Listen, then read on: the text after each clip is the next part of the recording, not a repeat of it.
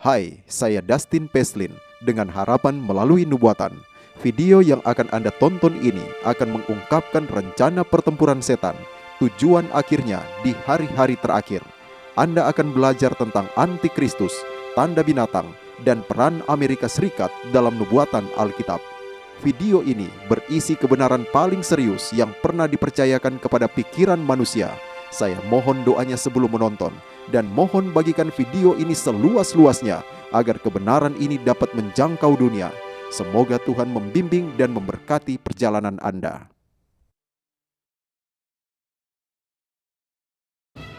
Antikristus, kata inilah yang menjadi sumber daya tarik dan intrik selama ribuan tahun.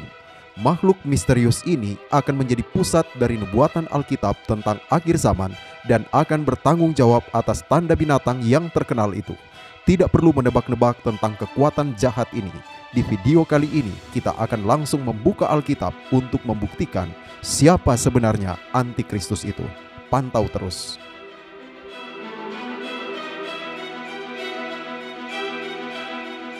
Banyak teori bermunculan tentang siapa sebenarnya antikristus itu. Dalam video ini, kami tidak akan memberikan spekulasi atau rumor. Namun, sekarang kami akan langsung merujuk ke Alkitab untuk mengidentifikasi kekuatan antikristus ini. Berbicara tentang kitab Wahyu yang bersifat apokaliptik, Alkitab berkata, "Inilah wahyu Yesus Kristus yang dikaruniakan Allah kepadanya supaya ditunjukkannya kepada hamba-hambanya apa yang harus segera terjadi. Berbahagialah ia yang membacakan dan mereka yang mendengarkan kata-kata nubuat ini dan yang menuruti apa yang ada tertulis di dalamnya, sebab waktunya sudah dekat."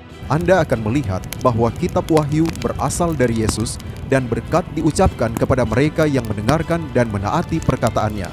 Meskipun pesan tentang antikristus ini merupakan peringatan serius, ini juga merupakan pesan kasih dari Yesus. Dia ingin kita mengetahui kebenaran sehingga kita dapat dilindungi dan diselamatkan. Wahyu 14 berisi pekabaran 3 malaikat, peringatan terakhir Tuhan kepada dunia. Malaikat ketiga secara khusus memperingatkan tentang binatang itu, nama lain dari antikristus dan tandanya. Dan seorang malaikat lain, malaikat ketiga, menyusul mereka dan berkata dengan suara nyaring, "Jikalau seorang menyembah binatang dan patungnya itu dan menerima tandanya, maka ia akan minum dari anggur murka Allah." Penghakiman terbesar dalam sejarah umat manusia disiapkan bagi mereka yang menyembah binatang antikristus ini dan menerima tandanya. Seperti yang mungkin Anda ketahui, kitab Wahyu penuh dengan lambang. Agar kita dapat mengidentifikasi makna lambang-lambang, kita harus membiarkan Alkitab menafsirkan dirinya sendiri. Jadi, menurut Alkitab, apa yang dilambangkan dengan binatang? Binatang yang keempat itu ialah kerajaan yang keempat yang akan ada di bumi. Alkitab mengungkapkan bahwa seekor binatang melambangkan sebuah kerajaan dalam nubuatan apokaliptik. Sekarang, persiapkan dirimu saudara. Binatang atau kerajaan misterius ini yang akan menerapkan tanda binatang itu dijelaskan dengan gamblang di dalam Wahyu pasal 13. "Lalu aku melihat seekor binatang keluar dari dalam laut, bertanduk 10 dan berkepala 7. Di atas tanduk-tanduknya terdapat 10 mahkota, dan pada kepalanya tertulis nama-nama hujat." Sekarang kita akan membahas binatang ini dalam Wahyu 13 dan 10 ciri-ciri pengidentifikasi yang menggambarkannya secara rinci. Sebelum kita secara positif mengidentifikasi kekuatan antikristus ini, Tuhan memberikan berbagai karakteristik binatang itu karena Dia ingin kita tidak meragukan identitasnya. Saat kita mempertimbangkan 10 karakteristik ini, mulailah bertanya pada diri sendiri, siapakah kekuatan ini? Anda, para pelajar sejarah, kemungkinan besar akan mengenalinya sebelum terungkap nanti dalam video ini. Pertama, antikristus muncul dari dalam laut. "Lalu aku melihat seekor binatang keluar dari dalam laut." Menurut Alkitab, laut melambangkan wilayah yang padat penduduknya. Semua air yang telah kau lihat adalah bangsa-bangsa dan rakyat banyak dan kaum dan bahasa. Jadi, kekuatan binatang ini akan muncul dari daerah yang padat penduduknya. Kedua, antikristus menerima tahta, kekuasaan, dan otoritasnya dari naga. Dan naga itu memberikan kepadanya kekuatannya dan tahtanya dan kekuasaannya yang besar. binatang ini akan menerima kekuasaan, otoritas, dan bahkan ibu kotanya atau kedudukannya dari naga. Siapa atau apa naga itu? Kita tahu dari Alkitab bahwa naga melambangkan setan. Namun sebenarnya Alkitab lebih spesifik tentang siapa naga ini di ayat yang kedua. Maka tampaklah suatu tanda yang lain di langit. Dan lihatlah seekor naga merah padam yang besar, berkepala 7 dan bertanduk 10, dan di atas kepalanya ada 7 mahkota.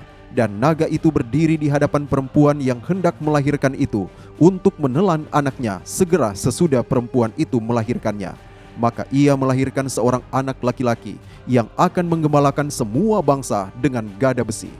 Bagian ini mengacu pada kelahiran Kristus dan bagaimana setan mencoba menghancurkan Kristus pada saat kelahirannya. Kuasa manakah yang setan gunakan untuk mencoba dan mencapai hal ini? Itu adalah Roma. Herodes, seorang gubernur pada waktu itu, mencoba untuk menghancurkan Yesus pada saat kelahirannya. Jadi, menurut Wahyu, Roma akan memberikan kekuasaan, tahta, dan ibu kota kepada binatang antikristus ini. Beberapa dari Anda mungkin mulai melihat kekuatan sejarah mana yang cocok dengan deskripsi ini. Yang ketiga, antikristus menjadi kekuatan global. Seluruh dunia heran lalu mengikut binatang itu, dan kepadanya diberikan kuasa atas setiap suku dan umat dan bahasa dan bangsa. Jelaslah, antikristus ini akan memiliki kuasa dan pengaruh secara global dan mendunia. Yang keempat, antikristus bersalah karena penghujatan. Pada kepalanya tertulis nama-nama hujat, dan kepada binatang itu diberikan mulut yang penuh kesombongan dan hujat. Lalu ia membuka mulutnya untuk menghujat Allah, menghujat namanya dan kemah kediamannya dan semua mereka yang diam di sorga. Alkitab mendefinisikan penghujatan dalam 2 cara, yaitu mengklaim kuasa mengampuni dosa dan mengaku sebagai Tuhan sendiri. Kuasa binatang ini bersalah atas kedua bentuk penghujatan tersebut. Organisasi manakah yang dimaksud? Kita akan segera mengetahuinya. Yang kelima, antikristus memerintah selama 42 bulan nubuatan. Kepadanya diberikan juga kuasa untuk melakukannya 42 bulan lamanya. Dalam nubuatan Alkitab, 1 hari nubuatan sama dengan 1 tahun literal. Kita melihat prinsip ini dalam Bilangan 14 ayat 34 dan juga Yeskel 4 ayat 6 yang mengatakan, "Aku menentukan bagimu 1 hari untuk 1 tahun." Jadi, kuasa antikristus ini akan memerintah selama 42 bulan nubuatan yang berarti 1260 hari dalam kalender Ibrani yang berarti 1260 tahun literal. Menariknya, pemerintahan antikristus selama 1260 tahun ini dirujuk selama 7 kali dalam kitab nubuatan Daniel dan Wahyu. Yang keenam, antikristus mendapat luka mematikan yang kemudian disembuhkan. Maka tampaklah kepadaku satu dari kepala-kepalanya seperti kena luka yang membahayakan hidupnya. Tetapi luka yang membahayakan hidupnya itu sembuh. Alkitab berbicara tentang kekuatan binatang ini yang menerima luka mematikan yang nantinya akan disembuhkan. Kami akan segera mengungkapkan bagaimana hal ini terjadi pada antikristus. Yang ketujuh, antikristus menerima penyembahan. Dan mereka menyembah binatang itu sambil berkata, "Siapakah yang sama seperti binatang ini? Dan siapakah yang dapat berperang melawan dia?" Jelasnya, kekuatan binatang ini berbeda dari negara lain karena menerima pemujaan. Antikristus akan menjadi semacam kekuatan agama dan politik. Yang kedelapan, antikristus menganiaya umat Tuhan. Dan ia diperkenankan untuk berperang melawan orang-orang kudus dan untuk mengalahkan mereka. Antikristus akan bersalah terhadap pertumpahan darah massal terhadap umat Allah sendiri.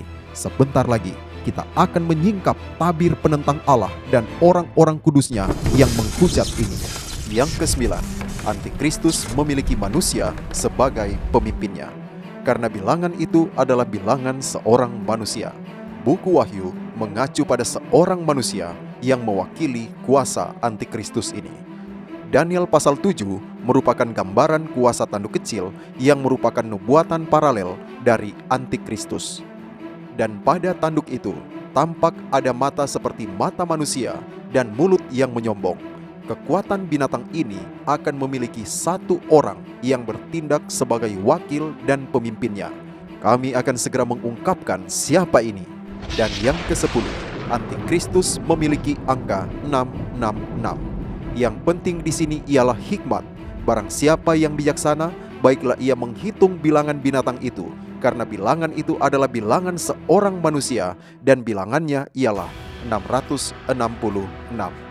Perhatikan bahwa 666 bukanlah tanda binatang, melainkan bilangan manusia. Angka misterius tersebut akan mengidentifikasi pemimpin kekuatan Antikristus. Jadi, siapakah Antikristus itu?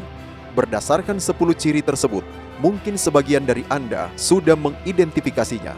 Hanya ada satu organisasi di dalam sejarah manusia yang cocok dengan ke-10 karakteristik ini dengan akurasi sempurna. Antikristus tidak lain adalah kepausan, kesatuan antara gereja dan negara Katolik Roma. Kita akan segera melihat bagaimana lembaga ini secara sempurna memenuhi 10 karakteristik tersebut. Tetapi, mari kita perjelas, ada banyak orang Kristen yang tulus dan penuh kasih di gereja Katolik, yang melakukan yang terbaik yang mereka tahu. Peringatan Antikristus dalam Alkitab ini bukan mengenai orang-orang di gereja Katolik, namun mengenai sistem palsu yang menentang Tuhan. Sekali lagi, Tuhan memberi kita peringatan serius ini demi berkat dan keselamatan kita. Pastikan Anda dengan hati-hati memperhatikan 10 bukti berikut ini untuk melihat bagaimana kepausan secara sempurna cocok dengan deskripsi Alkitab ini dengan cara yang tidak dapat dilakukan oleh kekuatan lain. Namun, pertama-tama kita harus menyadari bahwa ajaran persatuan negara dan gereja Katolik sebagai antikristus bukanlah hal baru. Mayoritas gereja Kristen saat ini mulai dengan mempercayai dan mengajarkan hal ini. Kenyataannya, para pemimpin reformasi Protestan mengajarkan kebenaran ini. Perhatikan kata-kata Martin Luther, reformator paling terkenal dan pendiri gereja Lutheran. Kami di sini berkeyakinan bahwa kepausan adalah kedudukan antikristus yang sejati dan nyata. John Calvin, seorang reformis dan teolog terkemuka lainnya, setuju dengan Luther mengenai masalah ini. Beberapa orang menganggap kami terlalu keras dan suka mencela ketika kami menyebut Paus Roma sebagai antikristus. Saya akan menunjukkan secara singkat bahwa kata-kata Paulus dalam 2 Tesalonika 2 tidak dapat ditafsirkan lain selain yang dapat diterapkan pada kepausan. Pendeta baptis terkenal Charles Spurgeon, mungkin pengkhotbah dan teolog paling terkenal dalam agama Kristen modern, menyatakan, adalah kewajiban setiap orang Kristen untuk berdoa melawan antikristus, dan mengenai yang manakah antikristus itu tidak ada orang waras yang perlu mempertanyakannya. Jika bukan kepausan di gereja Roma dan gereja Inggris, tidak ada apapun di dunia ini yang dapat disebut dengan nama itu. Kata Protestan pada dasarnya berasal dari kata protes. Reformasi merupakan protes terhadap pelanggaran dan ajaran palsu gereja Katolik. Sayangnya, sebagian besar gereja Protestan saat ini lupa akan apa yang mereka protes. Secara politis, tidak lagi tepat untuk mengajarkan kebenaran Alkitab tentang antikristus. Namun, di sini, di Harapan Melalui Nubuatan, kami berkomitmen untuk membagikan kebenaran. Tidak peduli betapa tidak nyamannya hal itu, kami ingin Anda menghindari penipuan dan bersiap menyambut kedatangan Yesus kembali. Sekarang, kami akan mengungkap 10 bukti antikristus. Bukti pertama, kepausan muncul dari daerah yang banyak penduduknya. Alkitab menubuatkan bahwa kuasa antikristus akan muncul dari dalam laut yang kita pelajari mewakili bangsa-bangsa dan rakyat banyak dan kaum dan bahasa. Kepausan menggenapi poin ini dengan sempurna seperti yang muncul di Eropa Barat, pusat peradaban dunia pada saat itu. Bukti kedua, kepausan menerima tahta, kekuasaan, dan wewenangnya dari Roma. Saat kita menelaah sejarah, tidak ada keraguan bahwa Roma kekafiran memindahkan kekuasaan, tahta, dan bahkan ibu kotanya langsung ke Roma kepausan, gereja negara Katolik. ibu kota kekaisaran dipindahkan dari Roma ke Konstantinopel sehingga kepausan menjadi kekuasaan utama di Eropa Barat. Sejarah memberitahu kita, Gereja Roma mendorong dirinya ke posisi kekaisaran dunia Romawi yang merupakan kelanjutan sebenarnya. Paus yang menyebut dirinya raja dan Pontifex Maximus adalah penerus kaisar.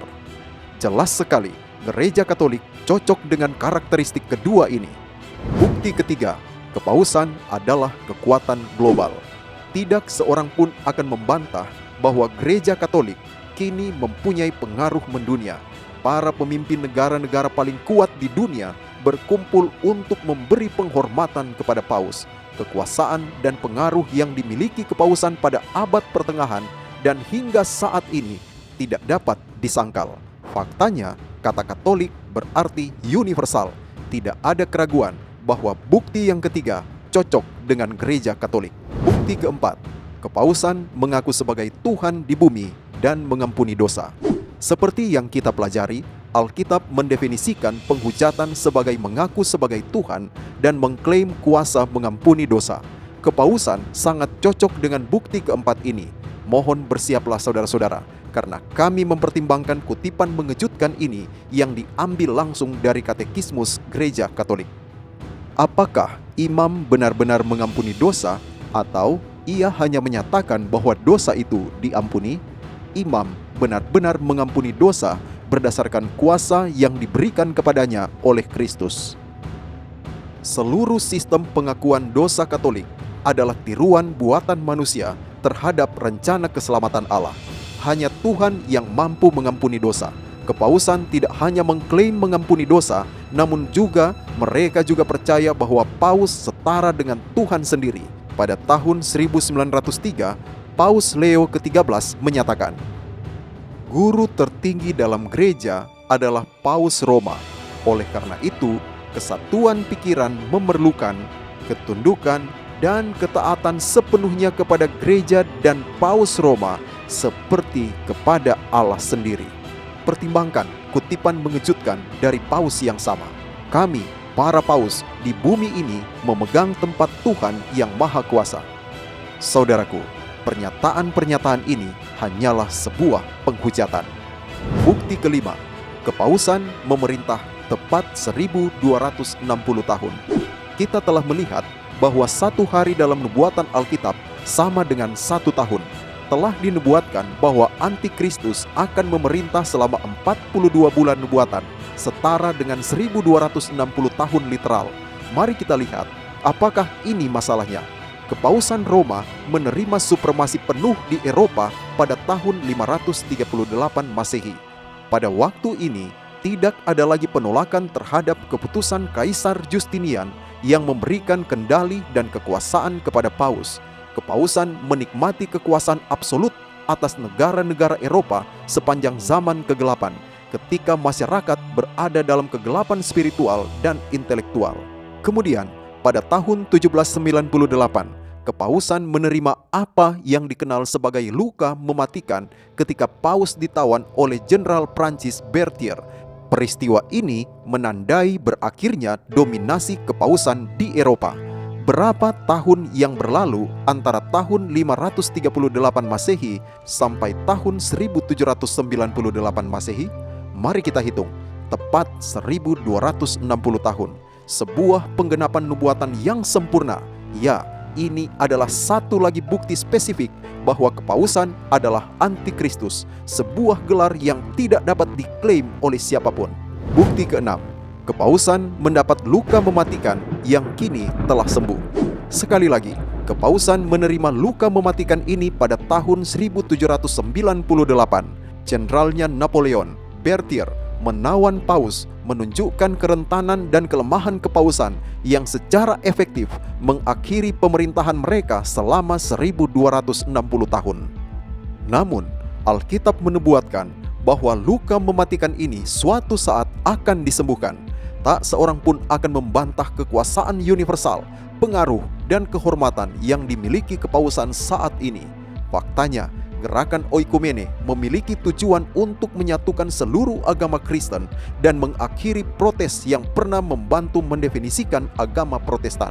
Perhatikan kata-kata berikut dari Uskup Tony Palmer yang diundang oleh televangelis terkemuka Kenneth Copeland untuk berbicara di pertemuan Oikumene para pemimpin gereja dari seluruh negeri. The protest is over. The protest is over. Palmer tidak hanya mengklaim bahwa protes terhadap kepausan telah berakhir, namun ia dengan berani menyatakan hal berikut. If there is no more protest, how can there be a Protestant church? Saudaraku, sebuah gerakan sedang dilakukan untuk melemahkan iman Protestan dan bersatu kembali dengan Roma. Paus sendiri berbicara melalui video pada acara yang sama. Un uomo semplice del popolo dice questa frase. Non ho trovato mai che il Signore abbia incominciato un miracolo senza finirlo bene. Lui finirà bene questo miracolo dell'unità. Seperti yang Anda lihat, seruan Paus untuk persatuan dianut oleh Kenneth Copeland dan para pemimpin Protestan. And since we know not how to pray for him as we ought, other than to agree with him in his quest and in his heart for the unity of the body of Christ. We come together in the unity of our faith. Hallelujah. Vatikan merupakan pusat dari upaya untuk mewujudkan agama tunggal dunia ini dan para penganut Protestan mulai menganutnya. Tetapi saudara, jangan tertipu. Alkitab mengungkapkan bahwa kesatuan ini akan mengarah pada penipuan yang meluas dan pada akhirnya akan menghasilkan tanda binatang. Persatuan adalah hal yang baik, namun jangan sampai mengorbankan kebenaran. Persatuan dengan Roma ini tidak pernah terdengar oleh para pendiri Amerika. Bangsa Amerika dibangun berdasarkan prinsip kebebasan beragama, bangsa tanpa raja dan gereja tanpa paus. Namun, Alkitab mengungkapkan bahwa luka mematikan itu akan disembuhkan dan nubuatan sedang digenapi di depan mata kita. Bukti yang ketujuh, kepausan menerima penyembahan. Binatang dalam nubuatan Alkitab melambangkan suatu bangsa. Namun, binatang dalam Wahyu 13 ini, sang antikristus, akan menjadi unik dari yang lain karena ia merupakan sebuah bangsa dan sebuah kekuatan agama yang menerima penyembahan. Tidak ada keraguan bahwa kepausan juga cocok dengan bukti ini. Kita semua tahu bahwa kepausan adalah sebuah kekuatan agama. Namun, tahukah Anda bahwa kota Vatikan, markas besar kepausan, sebenarnya adalah sebuah negara? Faktanya, Vatikan adalah negara terkecil di dunia. Luasnya hanya 0,2 mil persegi di dalam Roma, Italia. Itu hanya 20% dari luas Central Park di New York City. Meskipun ukurannya sangat kecil, Vatikan adalah salah satu negara paling kuat di dunia dan menerima pemujaan dari seluruh dunia dengan lebih dari 1 miliar pengikutnya. Bukti yang kedelapan, kepausan telah menganiaya umat Tuhan. Alkitab menubuatkan bahwa kuasa antikristus ini akan menumpahkan darah umat Tuhan, orang-orang kudus. Fakta bahwa kepausan lebih cocok dengan bukti ini dibandingkan organisasi manapun dalam sejarah tidak dapat disangkal. Bahwa gereja Roma telah menumpahkan lebih banyak darah orang yang tidak bersalah dibandingkan institusi lain manapun yang pernah ada di antara umat manusia, tidak akan dipertanyakan oleh umat Protestan manapun yang memiliki pengetahuan sejarah yang kompeten. Para sejarawan memperkirakan bahwa lebih dari 50 juta jiwa dibunuh oleh kepausan selama zaman kegelapan karena masalah agama. Yang patut disyukuri adalah Paus Yohanes Paulus II mengakui dan meminta maaf atas pembunuhan massal ini. Namun, hal ini tidak dapat menghapuskan kekejaman yang mengerikan ini. John Wesley, pendiri gereja Metodis, dengan berani menyatakan merujuk kepada kepausan. Dia, dalam arti yang tegas, manusia durhaka, karena dia meningkatkan segala macam dosa melebihi batasnya. Dan dia juga dengan tepat disebut sebagai manusia yang akan binasa, karena dia telah menyebabkan kematian banyak orang, baik para penentangnya maupun pengikutnya. Dialah yang meninggikan dirinya di atas segala yang disebut Tuhan atau yang disembah, mengklaim kekuasaan tertinggi dan kehormatan tertinggi, mengklaim hak prerogatif yang hanya dimiliki Tuhan. Mengingat betapa besarnya keterlibatan kepausan dengan umat Tuhan selama bertahun-tahun, akan sangat mengejutkan jika hal tersebut tidak dinubuatkan dalam Alkitab. Bukti ke-9, kepausan memiliki seorang manusia sebagai pemimpinnya. Negara Gereja Katolik Roma juga memenuhi bukti yang ke-9. Paus secara luas dikenal sebagai pemimpin nyata dari kekuatan dunia ini. Roger Williams, pendiri gereja baptis pertama di Amerika, mengatakan hal berikut tentang Paus. Yang berpura-pura sebagai wakil Kristus di bumi, yang duduk sebagai Tuhan di atas bait Allah, yang meninggikan dirinya tidak hanya di atas segalanya yang disebut Tuhan, tetapi juga di atas jiwa dan hati nurani semua pengikutnya, ya, di atas Roh Kudus, ya, dan Tuhan sendiri. Berbicara melawan Tuhan di sorga, berpikir untuk mengubah waktu dan hukum, tetapi dialah manusia yang akan binasa. Bukti yang ke-10, kepausan mempunyai angka 666. Angka 666 telah menjadi sumber ketakutan dan intrik yang besar bagi banyak orang. Namun tidak perlu diragukan lagi arti dari angka ini. Banyak orang yang secara keliru percaya bahwa itu adalah tanda binatang, padahal Alkitab mengatakan, yang penting di sini ialah hikmat. Barang siapa yang bijaksana, baiklah ia menghitung bilangan binatang itu, karena bilangan itu adalah bilangan seorang manusia, dan bilangannya ialah 666. Jadi 666 adalah bilangan binatang itu dan bilangan manusia tertentu dalam organisasi itu. Siapa manusia ini? Mungkinkah itu Paus, pemimpin kekuatan binatang yang diakui? Salah satu nama yang sering diberikan kepada Paus adalah Vicarius Filii Dei, yang merupakan bahasa Latin untuk wakil putra Allah atau pengganti putra Allah. Kita telah melihat bahwa ini adalah posisi yang diklaim oleh kepausan. Perhatikan apa yang terjadi jika Anda menjumlahkan nilai angka Romawi untuk nama ini. Jumlah angka-angka ini sama persis dengan, Anda dapat menebaknya, 666, angka binatang dan angka manusia seperti yang dinubuatkan Alkitab. Saudara, Tuhan ingin kita tidak ragu lagi akan identitas kekuatan binatang ini. Dalam video ini, kita telah melihat 10 bukti berbeda, semuanya dipenuhi dengan sempurna oleh kepausan. Dan pengetahuan ini sangat penting, karena kekuatan binatang antikristus inilah yang akan menimbulkan tanda binatang yang terkenal itu ke seluruh dunia. Sebentar lagi, video ini akan mengungkap tanda ini. Jangan sampai ketinggalan, saudaraku.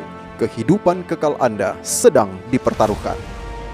Sekali lagi, peringatan tentang antikristus ini bukanlah sebuah serangan terhadap teman-teman kita yang berharga di gereja Katolik, namun terhadap setan sendiri dan sistem ibadah palsu yang menentang Tuhan. Ini adalah pesan peringatan dan kasih dari Yesus sendiri yang menginginkan kita semua, termasuk umat Katolik, diselamatkan dalam kerajaannya. Sekarang kita telah mengidentifikasi binatang pertama dalam Wahyu, antikristus. Sekarang kita dapat menemukan tandanya, ujian terakhir bagi seluruh umat manusia, tanda dari binatang.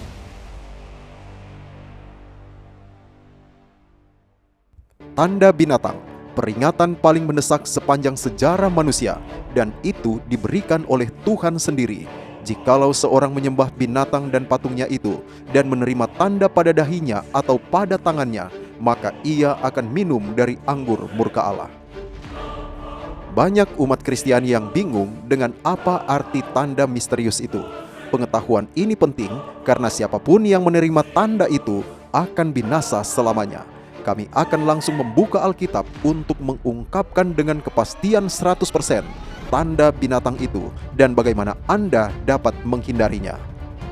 Sebelum kita mengungkap tanda binatang itu, kita akan meninjau terlebih dahulu identitas dari binatang itu sendiri dan juga tanda atau meterai Tuhan bagi umatnya di akhir zaman, yang mana tanda dari binatang itu adalah sebuah tanda tandingan terhadap tandanya Tuhan.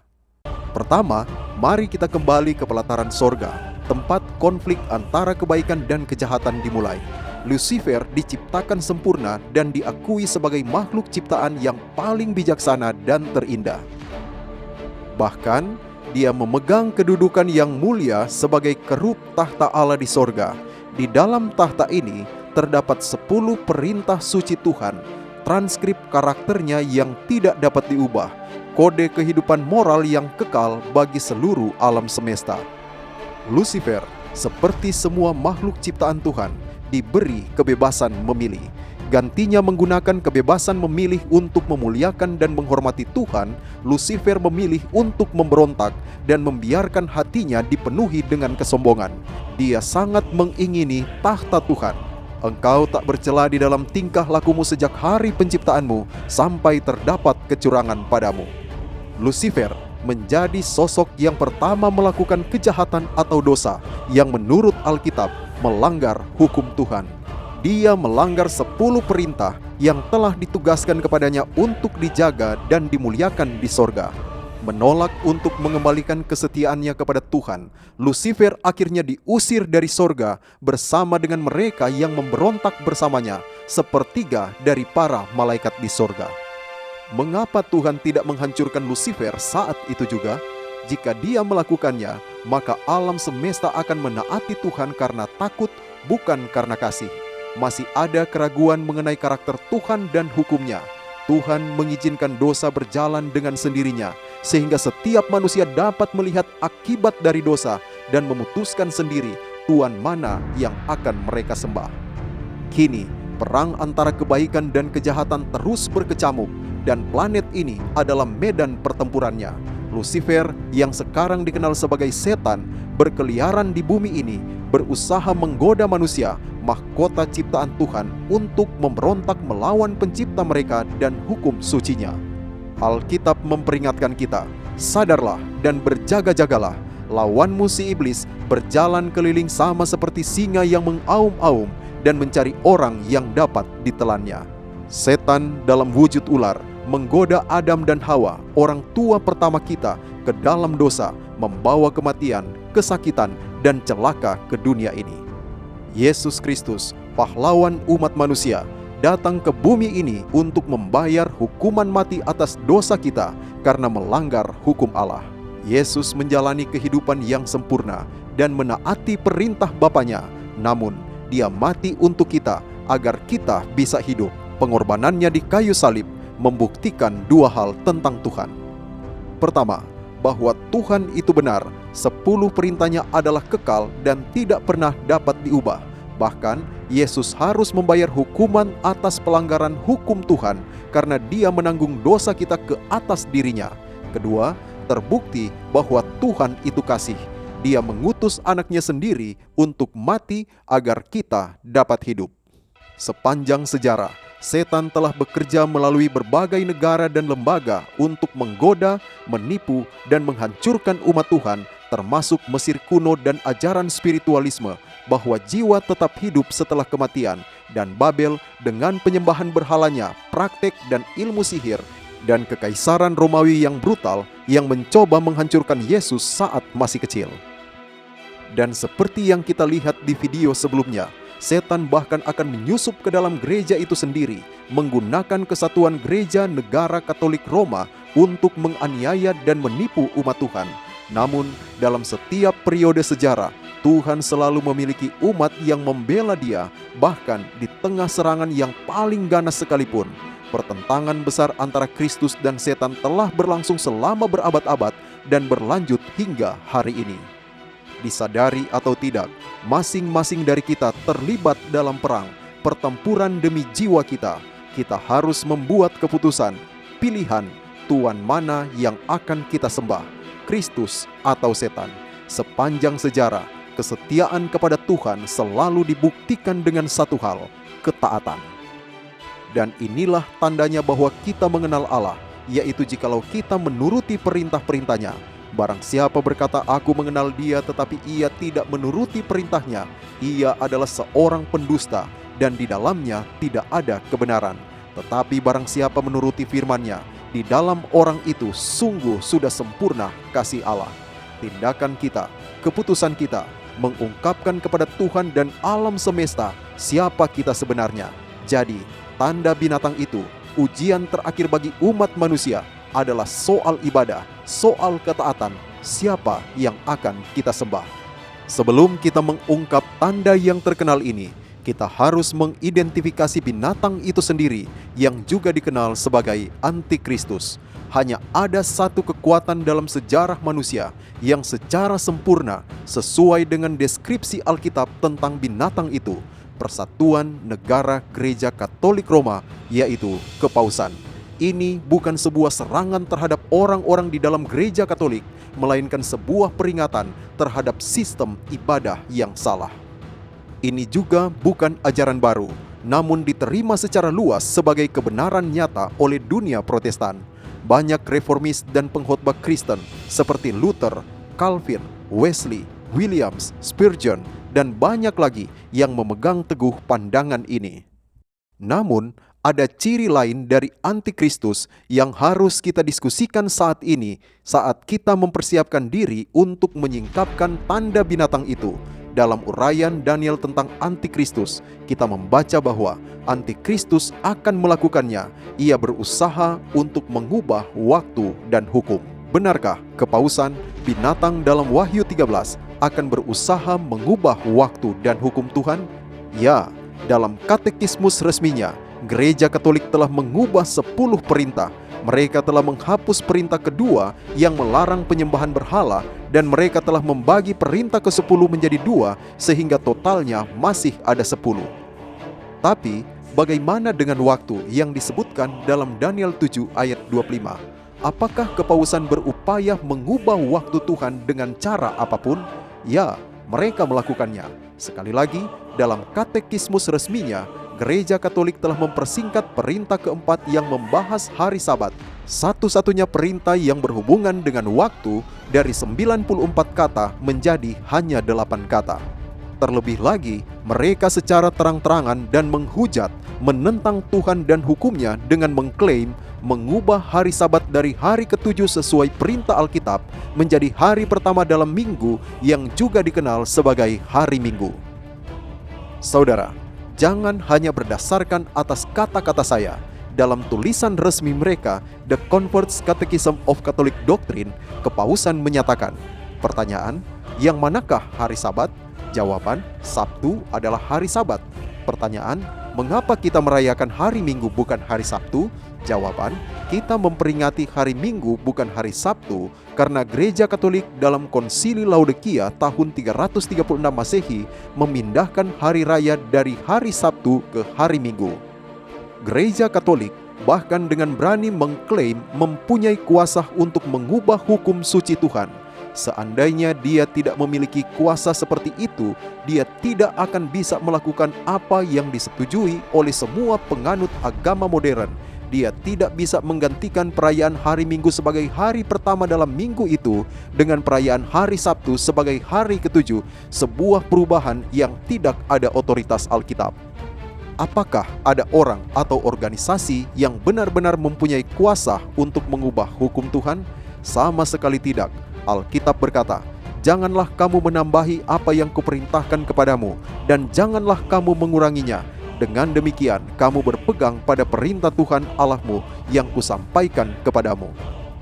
Sebuah ajaran palsu telah menyusup ke dalam gereja Kristen yang mengatakan bahwa ketaatan terhadap perintah-perintah Allah tidak lagi diperlukan. Saudara, ini adalah penipuan mematikan yang tidak didukung oleh Alkitab. Sebaliknya, Tuhan memberitahu kita, berbahagialah mereka yang melakukan perintahnya. Mereka akan memperoleh hak atas pohon-pohon kehidupan dan masuk melalui pintu-pintu gerbang ke dalam kota itu. Dan kita telah melihat bahwa ketaatan pada hukum Tuhan adalah tanda bahwa kita adalah miliknya. Jadi, masuk akal jika binatang antikristus mencoba mengubah hukum Tuhan untuk menipu manusia agar tidak taat dan berpisah dari Tuhan. Sebenarnya, meterai Tuhan ada hubungannya dengan kesetiaan dan ketaatan pada hukum Tuhan. Aku harus menyimpan kesaksian ini dan memeteraikan pengajaran hukum ini di antara murid-muridku. Sebelum kita mengungkap tanda binatang itu, sekarang kita akan mengidentifikasi meterai Tuhan, yang mana tanda binatang itu adalah tandingannya. Jika Anda bertanya kepada bankir manapun, cara terbaik untuk menemukan barang palsu adalah dengan mengetahui barang yang benar terlebih dahulu. Pada zaman dahulu, ketika seorang penguasa mengeluarkan dekrit, stempel resminya mengandung 3 unsur: nama, gelar, dan wilayah. Stempel resmi masing-masing memuat ketiga hal tersebut. Lalu, bagaimana dengan meterai Tuhan? Kita telah belajar bahwa hal ini ada hubungannya dengan ketaatan terhadap perintah-perintah Allah. Apakah ada perintah yang memiliki ketiga elemen stempel resmi tersebut? Ya, ada satu. Perhatikan perintah keempat. Ingatlah dan kuduskanlah hari Sabat. 6 hari lamanya engkau akan bekerja dan melakukan segala pekerjaanmu. Tetapi hari ke-7 adalah hari Sabat Tuhan Allahmu. Ini adalah nama Allah. Maka jangan melakukan sesuatu pekerjaan, sebab 6 hari lamanya Tuhan menjadikan. Bagian ini menyatakan gelar dari Allah, pencipta. Langit dan bumi, laut dan segala isinya, ini adalah wilayah kekuasaannya, dan ia berhenti pada hari ke-7. Jadi, kita dapat melihat bahwa hari Sabat adalah satu-satunya perintah Tuhan yang mengandung ketiga elemen meterai resmi ini: nama, gelar, dan wilayah Tuhan. Berbicara tentang Sabat Tuhan, Alkitab mengungkapkan, hari-hari Sabatku juga kuberikan kepada mereka menjadi peringatan atau tanda di antara aku dan mereka, supaya mereka mengetahui bahwa akulah Tuhan yang menguduskan mereka. Kuduskanlah hari-hari Sabatku, sehingga itu menjadi peringatan, tanda di antara aku dan kamu, supaya orang mengetahui bahwa akulah Tuhan Allahmu. Alkitab mengungkapkan bahwa kata meterai, cap, token, dan tanda dapat digunakan secara bergantian. Di akhir zaman, iblis akan mendapat tandanya. Namun, hari Sabat adalah meterai atau tanda Tuhan bagi umat setianya yang akan dilindungi dan mendapat hidup kekal. Untuk informasi lebih lanjut mengenai hari Sabat dan mengapa begitu banyak orang Kristen beribadah pada hari Minggu, pastikan saudara tetap menonton video ini. Jadi, mari kita tinjau apa yang telah kita pelajari. Pertama, tanda binatang itu akan berasal dari kuasa binatang yang telah kita identifikasi sebagai kepausan. Kedua, tanda binatang akan berpusat pada penyembahan, khususnya ketaatan pada perintah Tuhan. Alasan lain mengapa kita dapat yakin akan hal ini adalah karena ayat setelah peringatan tanda binatang di Wahyu 14 menyatakan, yang penting di sini ialah ketekunan orang-orang kudus yang menuruti perintah Allah dan iman kepada Yesus. Ya, kontras dengan mereka yang menyembah binatang dan menerima tandanya, mereka tetap setia kepada Yesus dan menaati perintah-perintahnya. Ketiga, tanda binatang itu akan menjadi pengganti atau tandingan dari meterai Tuhan yang kita pelajari, itu adalah hari Sabat. Sekarang saatnya saudara-saudara, saat yang kita tunggu-tunggu. Apakah tanda binatang itu? Mari kita izinkan kekuasaan binatang itu sendiri, yaitu kepausan, untuk menjawab pertanyaan ini bagi kita. Gereja berada di atas Alkitab, dan pemindahan pemeliharaan Sabat dari Sabtu ke Minggu adalah bukti positif dari fakta tersebut. Berbicara tentang perubahan hari Sabat ini, kepausan bahkan secara terbuka mengakui tindakan ini merupakan tanda kekuasaan dan otoritas gerejawinya dalam urusan keagamaan. Kekudusan hari Minggu adalah tanda dari binatang itu. Perubahan hari Sabat yang diduga merupakan tanda atau meterai oleh kekuasaan dan otoritas binatang. Kita perjelas, banyak orang Kristen tulus dan penuh kasih beribadah hari Minggu atau percaya itu hari suci. Kami tidak menghakimi siapapun. Tuhan menuntut tanggung jawab atas apa yang kita tahu atau yang sempat tahu. Namun, ketika Tuhan menyatakan kebenaran, kita bertanggung jawab untuk ikut dan itu akan menjadi berkat kita. Penting juga untuk dicatat bahwa tidak ada seorang pun yang memiliki tanda binatang saat ini. Kita akan mengetahui kapan hal ini akan terjadi sesaat lagi.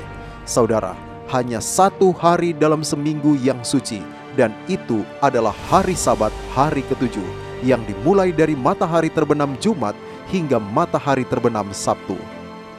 Ketika Allah pada hari ke-7 telah menyelesaikan pekerjaan yang dibuatnya itu, berhentilah ia pada hari ke-7 dari segala pekerjaan yang telah dibuatnya itu. Lalu Allah memberkati hari ke-7 itu dan menguduskannya, karena pada hari itulah ia berhenti dari segala pekerjaan penciptaan yang telah dibuatnya itu. Perhatikan bahwa Tuhan memberkati hari ke-7, bukan 1 hari ke-7 saja. Dan dia secara khusus memberkati hari di mana dia mengakhiri penciptaan dunia ini. Hanya Tuhan yang dapat menjadikan suatu hari suci dan kita tidak mempunyai hak untuk memilih hari lain. Dengan mengganti hari Sabtu dengan hari Minggu, kepausan telah menciptakan suatu pemalsuan terhadap hari Sabat meterai Tuhan. Seperti yang telah dinubuatkan dalam Alkitab, mereka telah mengubah waktu dan hukum. Dan dengan melakukan hal tersebut, mereka mengaku berada di atas Alkitab dan bahkan atas Tuhan sendiri. Namun, apa yang Allah katakan tentang pengajaran kepercayaan buatan manusia dan bukan Alkitab? Percuma mereka beribadah kepadaku, sedangkan ajaran yang mereka ajarkan ialah perintah manusia. Jadi, bagaimana seseorang menerima tanda binatang atau meterai Tuhan? Berbicara tentang binatang Wahyu 13, yaitu kepausan, Alkitab berkata, dan ia menyebabkan sehingga kepada semua orang, kecil atau besar, kaya atau miskin, merdeka atau hamba, diberi tanda pada tangan kanannya atau pada dahinya. Kita tahu bahwa kitab Wahyu penuh dengan lambang. Jadi, apa maksudnya menerima tanda di dahi? Inilah perjanjian yang kuadakan dengan mereka sesudah waktu itu. Ia berfirman pula, aku akan menaruh hukumku di dalam hati mereka dan menuliskannya dalam akal budi mereka. Perhatikan bahwa Tuhan berjanji untuk menulis hukumnya dalam pikiran. Dan itu adalah otak depan atau dahi, tempat kita membuat keputusan moral. Alkitab mengungkapkan bahwa dahi melambangkan keputusan kita. Berbicara tentang meterai Tuhan, hari Sabat, perintah keempat menyatakan, ingatlah dan kuduskanlah hari Sabat. Dan di mana kita mengingatnya? Dengan pikiran kita atau dahi kita. Menerima meterai Tuhan melibatkan pengambilan keputusan untuk menaati hari Sabat Tuhan yang sejati, menyembah Dia sebagai pencipta. Sebaliknya, tanda binatang dapat diterima baik di dahi atau di tangan. Apa artinya? Sekali lagi, dahi adalah tempat kita mengambil keputusan moral. Hal itu bagimu harus menjadi tanda pada tanganmu dan menjadi peringatan di dahimu, supaya hukum Tuhan ada di bibirmu. Tanda binatang juga diterima di dahi ketika seseorang percaya pada hari Sabat palsu, hari Minggu, meskipun bukti Alkitab menunjukkan sebaliknya. Mereka tertipu. Bagaimana dengan tangan? Alkitab mengungkapkan bahwa tangan adalah lambang kerja atau tindakan. Segala sesuatu yang dijumpai tanganmu untuk dikerjakan, kerjakanlah itu sekuat tenaga. Tanda binatang itu akan diterima di tangan yang memutuskan mengikuti orang banyak menerima hari Minggu, hari suci, untuk menghindari aniaya. Kelompok ini tidak tertipu mempercayai Sabat palsu, namun tindakan mereka menunjukkan ketundukan pada otoritas binatang. Jadi, kita yakin bahwa tanda binatang itu bukan suatu tanda fisik. Ingatlah, rencana keselamatan dan seluruh pertentangan besar antara yang baik dan yang jahat selalu didasarkan pada kehendak bebas kita, keputusan kita untuk menerima atau menolak Tuhan dan tuntutannya. Dan pertarungan terbesar antara kebaikan dan kejahatan akan didasarkan pada prinsip yang sama, kebebasan memilih. Mengatakan sebaliknya adalah tidak alkitabiah dan tidak masuk akal. Pikirkanlah, jika tanda binatang itu adalah sebuah tanda fisik seperti barcode, tato, atau sejenisnya, maka orang-orang Kristen yang tulus yang telah mengambil keputusan mengikuti Tuhan dan bahkan rela mati demi iman mereka bisa dibius dan diberi tanda binatang ketika pingsan tanpa memilih untuk menurutinya. Di seluruh kitab Wahyu, isu utama dalam perang antara yang baik dan jahat adalah penyembahan dan mengambil keputusan untuk mengikuti Kristus atau setan. Tanda binatang itu akan didasarkan pada keputusan kita. Kapan orang akan menerima tanda binatang itu? Dan tidak seorang pun yang dapat membeli atau menjual selain daripada mereka yang memakai tanda itu, yaitu nama binatang itu atau bilangan namanya. Ayat ini mengungkapkan bahwa akan ada boikot ekonomi terhadap mereka yang menolak tanda tersebut. Jadi, tanda tersebut bukan hanya soal agama, tapi juga politik. Pemerintah akan mewajibkan hari Minggu diterima sebagai hari suci. Karena tanda binatang itu tidak berupa tanda fisik, bagaimana pemerintah dapat tahu mereka yang tidak dapat membeli atau menjual pada akhir zaman? Alkitab tidak mengungkapkan bagaimana undang-undang ini akan dipaksakan. Namun, bisa jadi rekening bank orang-orang yang menolak tanda tersebut akan dibekukan. Atau ada kemungkinan bahwa microchip atau alat lain mungkin digunakan untuk mengidentifikasi orang yang dapat membeli dan menjual di akhir zaman, namun alat ini bukan tanda binatang. Alkitab menunjukkan bahwa tanda adalah simbol dari keputusan atau tindakan. Tanda akan diterima ketika otoritas sipil memaksakan penerimaan hari Minggu sebagai hari suci. Ketika manusia menaati dekrit ini dan bukannya perintah Allah untuk menguduskan Sabat, maka mereka akan menerima tanda binatang itu. Namun, bisakah hukum hari Minggu seperti itu benar-benar terjadi? Faktanya, hal itu sudah terjadi. Saat ini, dalam buku resmi 28 negara bagian Amerika Serikat, terdapat apa yang dikenal sebagai Blue Laws. Menurut worldpopulationreview.com, Blue Laws adalah aturan yang dirancang untuk membatasi aktivitas tertentu pada hari Minggu atau hari tertentu lain karena alasan agama beribadah atau istirahat. Blue Laws juga dapat melarang belanja atau penjualan barang tertentu pada hari Minggu. Pada abad ke-18 dan ke-19, orang sering ditangkap, didenda, dan kadang-kadang bahkan dipenjara karena melakukan bisnis pada hari Minggu yang diyakini bahwa warga tersebut benar-benar melanggar hari Sabat. Seiring berkembangnya budaya yang semakin sekuler bertahun-tahun, banyak dari Sunday Blue Laws ini telah dicabut. Namun, aturan tersebut masih ada di berbagai negara bagian. Terkadang, penjualan alkohol dilarang hari Minggu. Blue Laws ini sering dipertahankan karena dianggap punya manfaat sekuler dan keagamaan. Jadi, apa masalahnya dengan hukum hari Minggu ini? Pertama-tama, Alkitab mengajarkan bahwa hari ke-7 dalam minggu adalah hari kudus, yaitu hari Sabat, dan bukan hari pertama dalam minggu, hari Minggu. Kedua, undang-undang hari Minggu ini merupakan kombinasi yang berbahaya antara gereja dan negara. Sepanjang sejarah, ketika urusan keagamaan diatur oleh pemerintah, seringkali hal ini menyebabkan pertumpahan darah massal umat Tuhan. Pemerintahan Allah didasarkan pada kebebasan memilih dan bukan paksaan atau tekanan. Itulah sebabnya Amerika Serikat didirikan berdasarkan prinsip kebebasan sipil dan beragama, dan amandemen pertama melindungi hak untuk beribadah kepada Tuhan sesuai pilihan kita. Undang-undang hari Minggu ini tidak hanya melanggar konstitusi Amerika, namun juga merupakan gambaran awal apa yang akan terjadi sesuai nubuatan Alkitab. Ketika gereja dan negara bersatu memaksa ibadah hari Minggu, hal ini menjadi gambaran dari binatang itu, cerminan cara kepausan.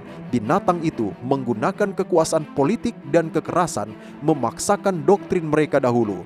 Akan ada dekrit kematian bagi umat Tuhan yang menolak tanda binatang ini, hari ibadah palsu. Patung binatang itu berbicara juga dan bertindak begitu rupa, sehingga semua orang yang tidak menyembah patung binatang itu dibunuh. Bahkan saat ini, gerakan untuk menguduskan hari Minggu semakin menonjol di seluruh dunia. Dalam ensiklik terbarunya Laudato Si tentang peduli rumah kita bersama, Paus melibatkan dunia dalam diskusi bagaimana memperlakukan planet kita dan apa yang dapat dilakukan untuk memperbaikinya. Menariknya, Paus menggunakan ensiklik ini untuk mempromosikan hari ibadah, namun bukan hari Sabat Alkitab, tapi hari pertama dalam minggu, yaitu hari Minggu. Paus Fransiskus menyatakan hari Minggu itu dimaksudkan untuk menjadi hari yang memulihkan hubungan kita dengan Tuhan, diri dan orang lain dan dunia. Pelajar Alkitab akan melihat ini sebagai satu langkah penggenapan nubuatan Alkitab. Perubahan iklim, kemerosotan moral, atau keruntuhan finansial bisa dijadikan alasan untuk memaksakan ibadah hari Minggu. Terlebih lagi, para pemimpin gereja Protestan yang dulunya sangat menentang doktrin palsu gereja Katolik, kini mengulurkan tangan untuk bersatu dengan Roma. Pertimbangkan kata-kata Uskup Tony Palmer yang di sini berbicara kepada sekelompok besar orang Kristen evangelis yang dianggap Protestan.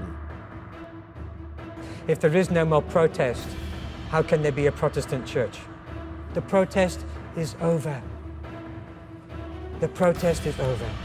Paus juga mengungkapkan keinginannya untuk persatuan melalui konferensi telepon pada acara yang sama.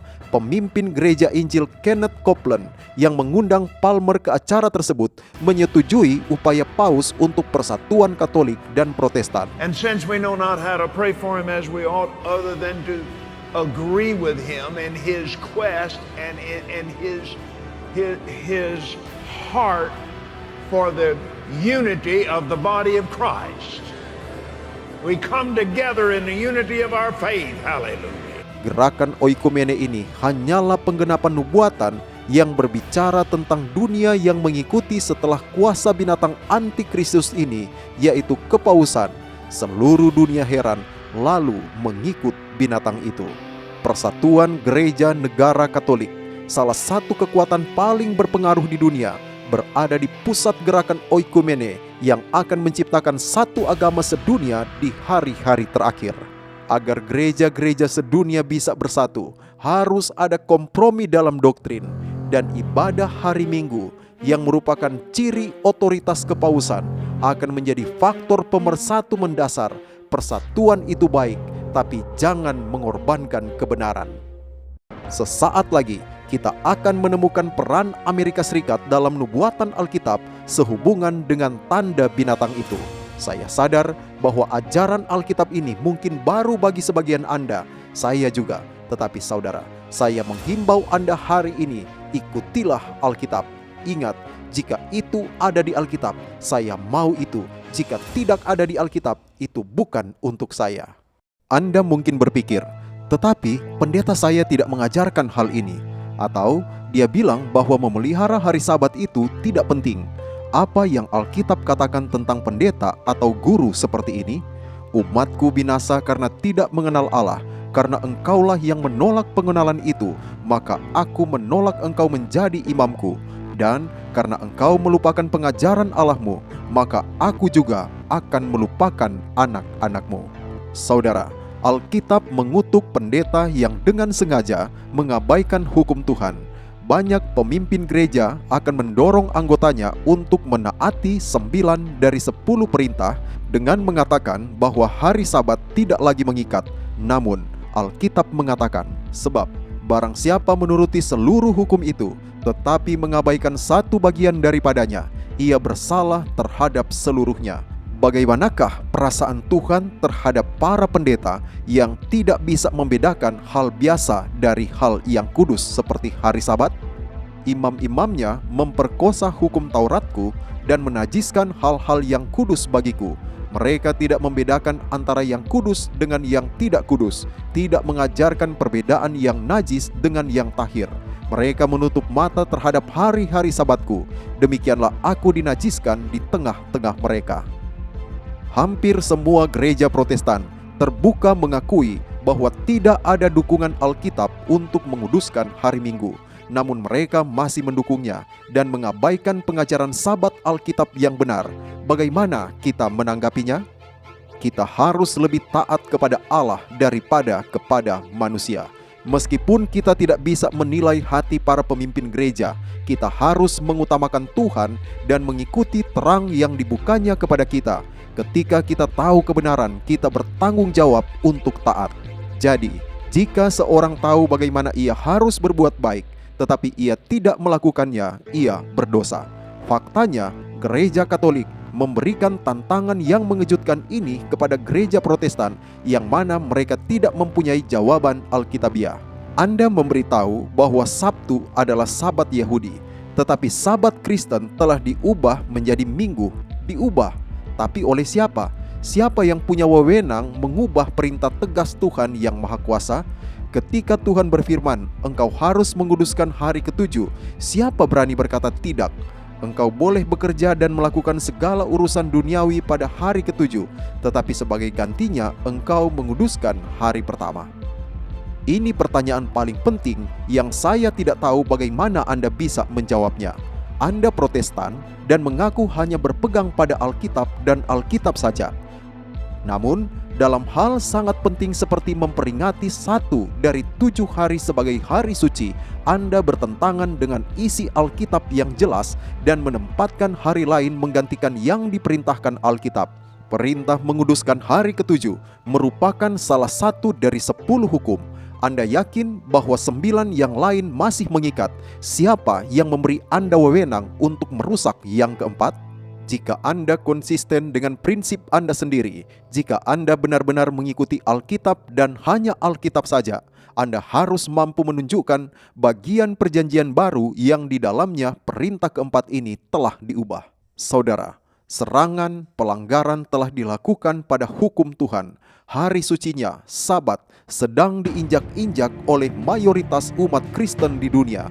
Kebenaran tidak selalu populer, namun seperti sama Nuh, Daniel di Babel, dan murid Kristus yang sedikit, Tuhan memiliki pengikut sejati yang menaati kebenaran yang Dia ungkapkan kepada mereka, meskipun kebenaran itu baru atau berbeda.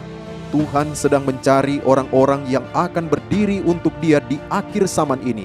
Alkitab menggambarkan kelompok setia ini. Yang penting di sini ialah ketekunan orang-orang kudus yang menuruti perintah Allah dan iman kepada Yesus. Dan janji besar ini diberikan secara khusus kepada mereka yang menaati perintah keempat, hari Sabat. Apabila engkau tidak menginjak-injak hukum Sabat dan tidak melakukan urusanmu pada hari kudusku, apabila engkau menyebutkan hari Sabat, hari kenikmatan, dan hari kudus Tuhan, hari yang mulia, apabila engkau menghormatinya dengan tidak menjalankan segala acaramu dan tidak mengurus urusanmu atau berkata omong kosong, maka engkau akan bersenang-senang karena Tuhan, dan aku akan membuat engkau melintasi puncak bukit-bukit di bumi dengan kendaraan kemenangan. Aku akan memberi makan engkau dari milik pusaka Yakub, bapa leluhurmu, sebab mulut Tuhanlah yang mengatakannya. Sebuah janji yang luar biasa. Saya harap Anda bergabung dalam menghormati hari Sabat Tuhan yang sejati dan menerima damai serta berkat istimewa yang menyertainya di hari-hari terakhir sejarah bumi. Ketika dekrit kematian atas umat Tuhan yang menolak hari ibadah palsu, sebuah seruan nyaring akan bergema di atas langit. Janganlah merusakkan bumi atau laut atau pohon-pohon sebelum kami memeteraikan hamba-hamba Allah kami pada dahi mereka. Ya, mereka yang memelihara hari Sabat yang sejati, meterai Tuhan, akan dilindungi di akhir zaman. Seperti Sadrak, Mesak, dan Abednego dalam perapian Babel, Tuhan akan menggunakan cobaan besar ini untuk menguji dan menyempurnakan karakter mereka, mempersiapkan mereka menuju surga. Dan seperti yang Dia lakukan pada orang Ibrani yang setia, Dia akan berada di sisi kita melalui pencobaan besar itu dan akan menyelamatkan kita. Namun, kepada mereka yang menerima tanda yang menakutkan ini, akan menderita kepedihan tak terlukiskan karena hilang kehidupan yang kekal. Saudaraku yang kekasih, engkau bisa terhindar dari kerugian tak terhingga ini. Saya percaya Tuhan telah membawa Anda ke video ini karena suatu alasan, sehingga Anda dapat mengetahui kebenaran. Kita kini dihadapkan pada pilihan, apakah kita akan menaati manusia atau Tuhan? Apakah Anda akan mengikuti orang banyak atau kebenaran? Masalah tanda binatang adalah tentang penyembahan, dan penyembahan berhubungan langsung dengan ketaatan. Apakah kamu tidak tahu, apabila kamu menyerahkan dirimu kepada seseorang sebagai hamba untuk mentaatinya, kamu adalah hamba orang itu yang harus kamu taati. Siapa yang berkuasa dalam hidup kita? Diri, manusia, atau Tuhan?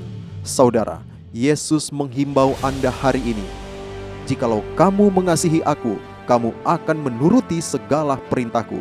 Maukah Anda menerima undangannya? Untuk informasi lebih lanjut mengenai tanda binatang dan topik penting akhir zaman lainnya, saya sangat merekomendasikan buku yang mengubah hidup ini, The Great Controversy, buku kemenangan akhir. Sekarang, setelah memahami tanda binatang itu, kita akan mengetahui bagaimana tanda ini akan diterapkan pada akhir zaman dan peran Amerika Serikat dalam nubuatan Alkitab. Dalam video ini, Anda akan belajar bagaimana Amerika Serikat digambarkan dengan jelas dalam nubuatan Alkitab dan peran mengejutkan yang akan dimainkan oleh negara besar ini di akhir zaman. Tetaplah bersama kami. Amerika Serikat telah menjadi mercusuar dan harapan bagi dunia, tanah bagi orang merdeka, dan rumah bagi para pemberani. Mungkinkah negara yang paling kuat dan berpengaruh di dunia mempunyai peran penting dalam peristiwa-peristiwa akhir zaman? Mari kita menyelami kitab Wahyu untuk melihat Amerika Serikat digambarkan dengan jelas dalam nubuatan Alkitab. Pastikan Anda menonton sampai selesai. Anda akan tahu masa depan mengejutkan negara besar ini dan bagaimana Anda menghindari penipuan. Sekarang, kita akan membahas binatang misterius kedua di Wahyu 13, negara adidaya dunia kedua di akhir zaman. Dan aku melihat seekor binatang lain keluar dari dalam bumi dan bertanduk dua sama seperti anak domba, dan ia berbicara seperti seekor naga. Siapakah kekuatan misterius ini? Kita tahu dari ayat 10 bahwa binatang ini terlihat setelah binatang pertama ditawan. Jadi, kapan binatang pertama, yaitu kepausan, ditawan dan kehilangan kedudukan dan kekuasaannya di seluruh dunia? Alkitab memberitahu kita, kepadanya diberikan juga kuasa untuk melakukannya 42 bulan lamanya. Kita telah mengetahui bahwa periode ini berakhir pada tahun 1798 saat kepausan menerima luka mematikan ketika paus ditawan oleh jenderalnya Napoleon, Jenderal Berthier. Dan kita yakin dari studi sejarah bahwa gereja Katolik menghadapi kehilangan kekuasaan dan pengaruh yang besar pada masa itu.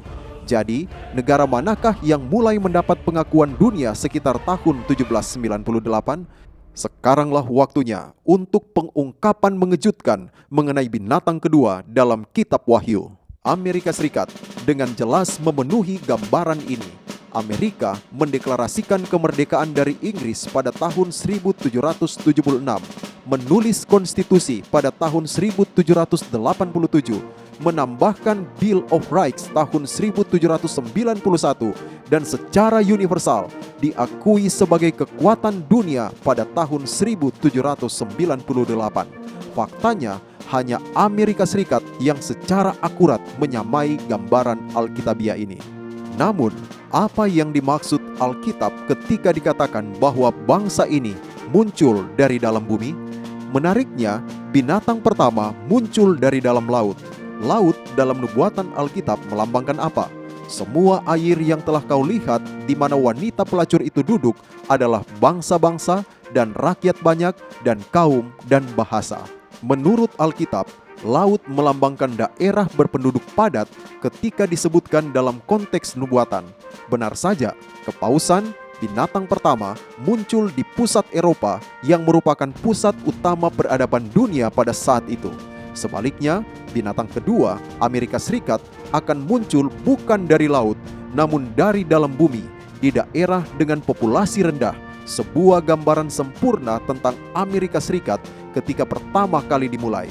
Alkitab juga menggambarkan binatang mirip domba yang punya dua tanduk. Apa maksudnya? Tanduk melambangkan kerajaan atau pemerintahan dalam nubuatan Alkitab. Amerika Serikat adalah negara unik ketika pertama kali didirikan. Punya dua aspek berbeda dalam pemerintahannya yang belum pernah dilihat dunia sebelumnya: kebebasan sipil dan beragama. Itulah sebabnya Binatang kedua ini dicirikan mempunyai dua tanduk. Amerika Serikat dikenal memiliki pemerintahan tanpa raja dan gereja tanpa paus. Kombinasi kebebasan unik ini telah menjadikan Amerika Serikat sebagai negara paling kuat dan berpengaruh di dunia. Saya bangga menjadi orang Amerika dan percaya bahwa Tuhan sendirilah yang memimpin dalam pembuatan konstitusi dan kebebasan indah yang diberikannya. Tetapi saudara, saya harus jujur, tidak hanya itu yang Alkitab katakan tentang Amerika Serikat. Informasi berikut mungkin mengejutkan atau bahkan mengagetkan Anda. Tapi ingat, kalau itu ada di Alkitab, kita mau itu. Jika hal itu tidak ada di Alkitab, maka itu bukan untuk kita. Kita lanjutkan membaca yang berikut ini tentang binatang kedua, Amerika Serikat. Bertanduk dua sama seperti anak domba, dan ia berbicara seperti seekor naga. Apa maksudnya berbicara seperti seekor naga? Bagaimana Amerika bisa berbicara seperti seekor naga? Kita tahu bahwa naga tidak lain melambangkan setan sendiri. Setan sering memakai kekerasan dan intimidasi untuk mendapat pengikut. Kebalikan dari Tuhan yang memberi kita kebebasan memilih dan tidak pernah memaksa. Ayat ini menunjukkan bahwa Amerika akan berubah dari negara cinta kebebasan menjadi pengguna kekerasan untuk menerapkan hukum. Jadi, seperti apa tampilannya? Secara spesifik, bagaimana Amerika Serikat akan berbicara seperti seekor naga? Dalam 4 cara spesifik, yaitu: nomor 1, Amerika akan menggunakan kekuatan dan otoritas seperti binatang pertama, dan seluruh kuasa binatang yang pertama itu dijalankannya di depan matanya. Sama seperti binatang pertama kepausan Roma, Amerika Serikat akan menggunakan kekuasaan dan otoritas untuk menegakkan tuntutannya. Nomor 2, Amerika akan menyebabkan dunia menyembah binatang pertama, yaitu kepausan. Menyebabkan seluruh bumi dan semua penghuninya menyembah binatang pertama yang luka parahnya telah sembuh. Di sini kita dapat melihat bahwa isu utama pertarungan akhir di planet ini adalah mengenai penyembahan, isu agama. Setiap orang harus memutuskan apakah mereka akan mengikuti Kristus atau antikristus yang diidentifikasi Alkitab sebagai kepausan. Undang-undang akan diberlakukan untuk mendorong persatuan dengan Katolik untuk membentuk agama tunggal dunia. Orang Kristen sejati akan disebut pembuat onar dan tidak patriotik karena tidak berkompromi dalam ketaatan pada Tuhan. Meskipun nubuatan Alkitab seperti ini tampaknya tidak mungkin terjadi, kita dapat yakin 100% bahwa firman Tuhan tidak pernah gagal. Semua nubuatan Alkitab di masa lalu telah digenapi dengan akurasi 100%, termasuk munculnya kepausan, perubahan Sabat, dan Daniel 2 yang meramalkan kebangkitan dan kejatuhan 4 kerajaan dunia 2500 tahun sebelumnya. Hanya Tuhan yang mengetahui masa depan, dan Dia memberitahu kita. Dan sekarang juga aku mengatakannya kepadamu sebelum hal itu terjadi, supaya kamu percaya apabila hal itu terjadi. Nomor 3, Amerika akan membuat patung binatang yang pertama, yaitu kepausan. Ia menyuruh mereka yang diam di bumi, supaya mereka mendirikan patung untuk menghormati binatang yang luka oleh pedang, namun yang tetap hidup itu. Bagaimana Amerika akan membangun patung binatang ini? Untuk memahami gambaran ini, pertama kita harus meninjau sejarah binatang pertama, Persatuan Negara Gereja Katolik. Selama abad pertengahan, Gereja Katolik bergabung dengan kekuatan politik Eropa yang pada akhirnya mengendalikan mereka untuk memaksakan hukum agamanya. Amerika akan mengulanginya. Gereja Protestan yang murtad di Amerika akan menggunakan kekuasaan pemerintah untuk membuat undang-undang peribadatan. Kesatuan gereja dengan pemerintah mencapai tujuannya akan menjadi patung binatang itu. Pembuatan undang-undang yang memaksakan ibadah tidak hanya bertentangan dengan pemerintahan Tuhan yang memberi kita kebebasan memilih, namun juga menginjak konstitusi Amerika yang menjanjikan kebebasan beragama, salah satu pilar besar negara Amerika. Nomor 4, Amerika akan membuat dekrit kematian, dan kepadanya diberikan kuasa untuk memberikan nyawa kepada patung binatang itu, sehingga patung binatang itu berbicara juga dan bertindak begitu rupa, sehingga semua orang yang tidak menyembah patung binatang itu dibunuh. Kekuatan dan pengaruh besar Amerika Serikat akan dimanfaatkan untuk memberi kekuatan pada hukum negara ini yang akan kita pelajari sebentar lagi. Dengan demikian, gereja akan menggantikan kuasa Roh Kudus yang meyakinkan dengan kuasa polisi untuk memaksakan bentuk penyembahan, dan pada akhirnya hukuman bagi ketidakpatuhan adalah kematian. Jadi, apa yang akan menjadi hukum agama ini? Apa yang harus dilakukan oleh masyarakat? Dan ia menyebabkan sehingga kepada semua orang, kecil atau besar, kaya atau miskin, merdeka atau hamba, diberi tanda pada tangan kanannya atau pada dahinya. Itu akan menjadi tanda binatang yang akan diberlakukan oleh kesatuan gereja negara di akhir zaman ini. Mengenai tanda ini, Tuhan memberi kita peringatan paling mendesak sepanjang sejarah manusia. Jikalau seorang menyembah binatang dan patungnya itu dan menerima tanda pada dahinya atau pada tangannya, maka ia akan minum dari anggur murka Allah.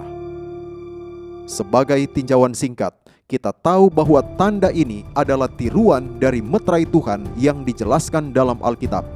Kuduskanlah hari-hari Sabatku, sehingga itu menjadi peringatan, tanda di antara aku dan kamu, supaya orang mengetahui bahwa akulah Tuhan Allahmu. Hari Sabat adalah perintah keempat dari 10 hukum Allah dan merupakan satu-satunya perintah yang mengidentifikasi Allah sebagai pencipta kita. Hal ini ditetapkan pada saat penciptaan bagi seluruh umat manusia sebelum umat Yahudi ada. Lalu Allah memberkati hari ketujuh itu dan menguduskannya, karena pada hari itulah ia berhenti dari segala pekerjaan penciptaan yang telah dibuatnya itu. Alkitab juga menubuatkan bahwa kekuatan antikristus yang kita kenal sebagai Kesatuan Gereja dan Negara Katolik akan berusaha mengubah hari Sabat dan berusaha mengubah waktu dan hukum. Hari Sabat, satu-satunya hukum Tuhan yang melibatkan waktu, diubah dari Sabtu ke Minggu oleh Gereja Katolik pada Konsili Laodikia pada tahun 336 Masehi. Tentu saja, tidak seorang pun mempunyai wewenang untuk mengubah 10 perintah Tuhan yang dia ucapkan dengan bibirnya sendiri. Aku tidak akan melanggar perjanjianku, dan apa yang keluar dari bibirku tidak akan kuubah. Upaya perubahan hari Sabat ini didokumentasikan dengan jelas dalam sejarah. Gereja Katolik secara terbuka mengakui tindakan penghujatan ini dalam katekismus mereka sendiri. Pertanyaan, yang manakah hari Sabat? Jawaban, Sabtu adalah hari Sabat. Pertanyaan, mengapa kita merayakan hari Minggu bukan hari Sabtu?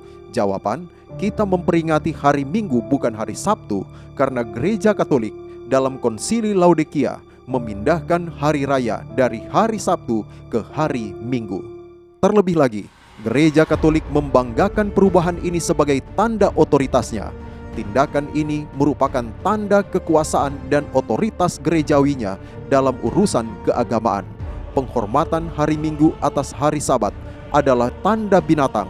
Dengan melakukan hal ini, manusia akan mengambil keputusan untuk menempatkan ajaran manusia di atas ajaran Tuhan. Tidak ada seorang pun yang memiliki tanda binatang itu saat ini. Itu diterima pada akhir zaman ketika pengudusan hari Minggu dipaksakan secara hukum. Sebelum dekrit kematian, boikot ekonomi akan digunakan untuk menerapkan undang-undang hari Minggu ini. Dan tidak seorang pun yang dapat membeli atau menjual selain daripada mereka yang memakai tanda itu, yaitu nama binatang itu atau bilangan namanya. Namun, jangan tertipu, tanda binatang itu bukanlah tanda fisik seperti barcode, tato, atau microchip.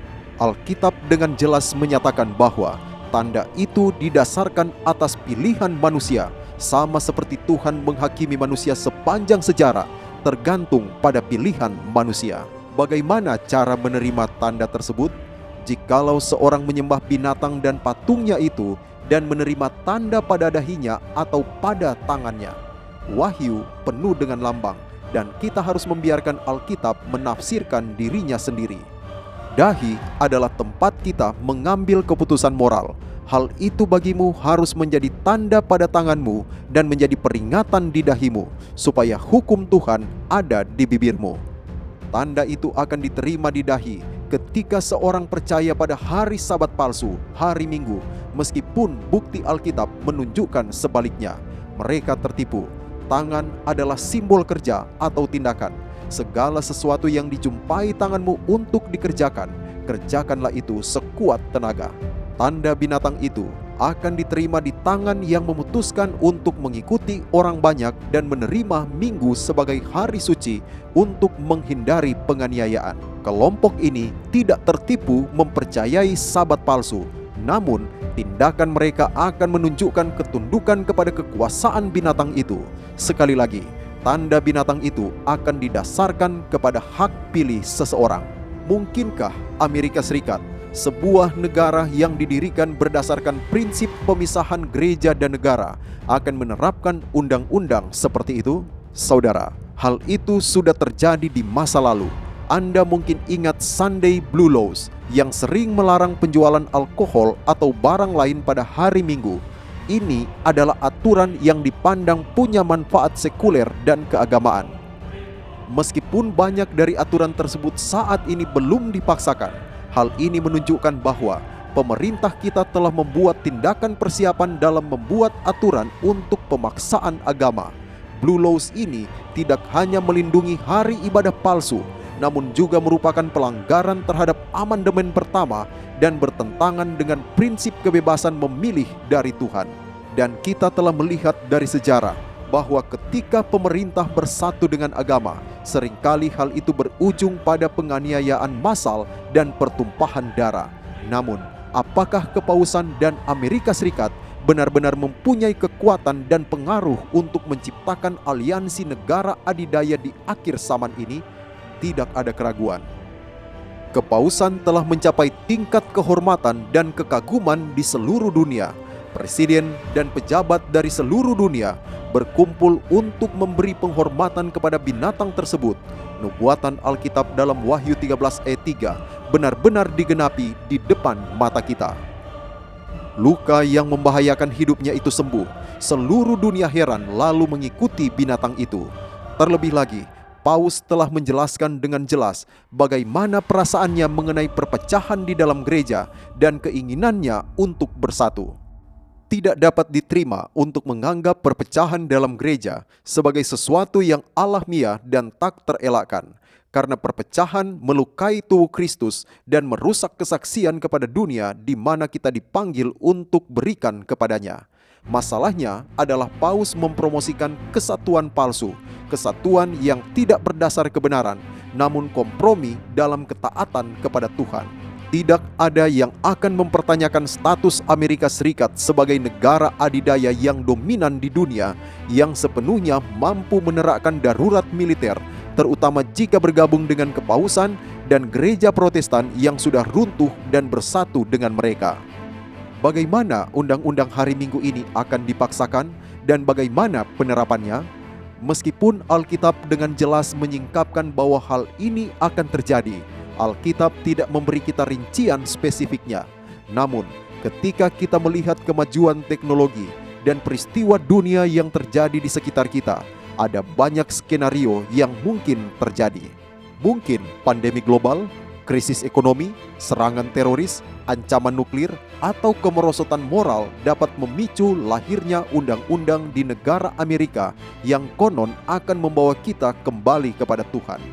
Masyarakat tanpa uang, microchip, atau teknologi modern lainnya dapat dengan mudah digunakan untuk mengidentifikasi orang-orang yang tidak mematuhi keputusan pemerintah. Namun, sekali lagi, ini bukanlah tanda. Menerima meterai Tuhan atau tanda binatang akan didasarkan pada keputusan kita untuk menghormati atau menolak hari Sabat Tuhan yang benar. Bagaimana mungkin umat Kristiani akan tertipu pada penipuan akhir zaman ini? Alkitab mengungkapkan, sebab Mesias-Mesias palsu dan nabi-nabi palsu akan muncul, dan mereka akan mengadakan tanda-tanda yang dahsyat dan mujizat-mujizat, sehingga sekiranya mungkin mereka menyesatkan orang-orang pilihan juga. Iblis akan menggunakan mujizat besar untuk menipu bahkan umat pilihan. Dengarkan Alkitab menggambarkan tanda-tanda ajaib ini. Dan ia mengadakan tanda-tanda yang dahsyat. Bahkan ia menurunkan api dari langit ke bumi di depan mata semua orang. Ia menyesatkan mereka yang diam di bumi dengan tanda-tanda dan yang telah diberikan kepadanya untuk dilakukannya di depan mata binatang itu.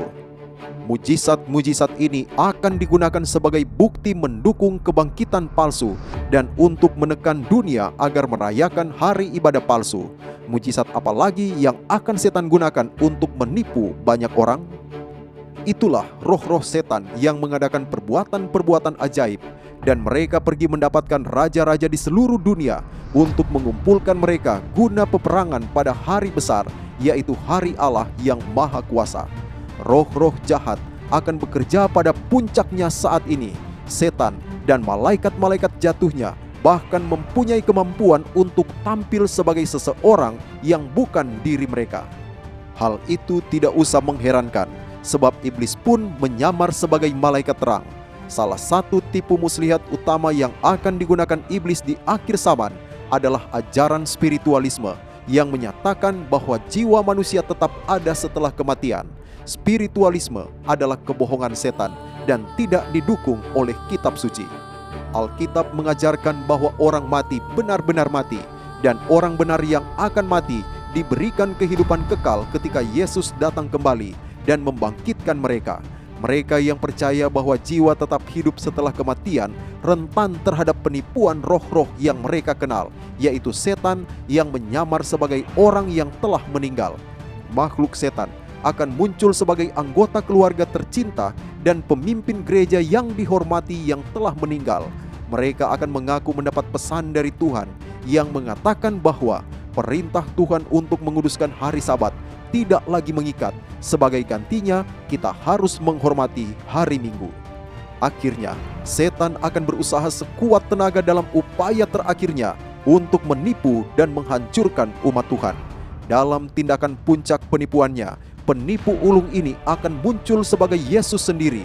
Alkitab memperingatkan, pada waktu itu, jika orang berkata kepada kamu, "Lihat, Mesias ada di sini," atau "Mesias ada di sana," jangan kamu percaya, sebab Mesias-Mesias palsu dan nabi-nabi palsu akan muncul, dan mereka akan mengadakan tanda-tanda yang dahsyat dan mujizat-mujizat. Jadi, bagaimana Anda dan saya bisa menghindari penipuan besar ini? Pertama, saudara, kita harus mengetahui Alkitab. Carilah pengajaran dan kesaksian. Siapa yang tidak berbicara sesuai dengan perkataan itu, maka baginya tidak terbit fajar. Ayat ini mengungkapkan bahwa kita harus menguji segala sesuatu dengan Alkitab.